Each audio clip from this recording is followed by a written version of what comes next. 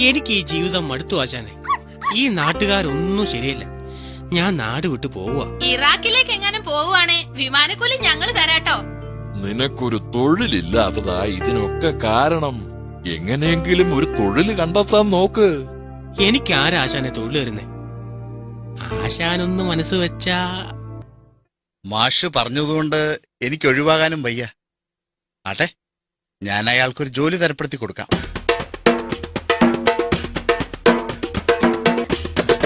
ജോലി കിട്ടാണെങ്കിൽ എന്ത് ജോലി വേണമെന്ന ഇപ്പിച്ചാന്റെ ആഗ്രഹം.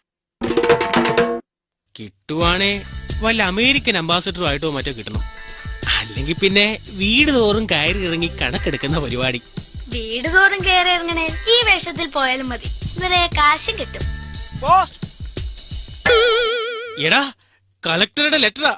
എനിക്കൊരു ജോലി ശരിയായെന്ന്. ഒരു പെണ്ണിന് ട്യൂഷൻ എടുക്കുന്ന പരിപാടി. ഏറ്റവും അടുത്ത ദിവസം തന്നെ ജോലിക്ക് പോയി ചേരാൻ. ഡീറ്റെയിൽസ് ഒക്കെ ഞാൻ തിരക്കി അറിഞ്ഞു. അമ്മൂന്നാ പേര്. ഒറ്റയ്ക്കൊരു വീട്ടിലാ താമസം. അളിയാ, കുറച്ചു നാളത്തേക്ക് ഞാൻ ഇനി ഇങ്ങോട്ടില്ല. ചിലപ്പോ ഞാൻ താമസം അവളുടെ കൂടെ ആക്കിയെന്നിരിക്കും. അങ്ങോട്ടൊന്നും വന്ന് കാണാൻ നിൽക്കണ്ട.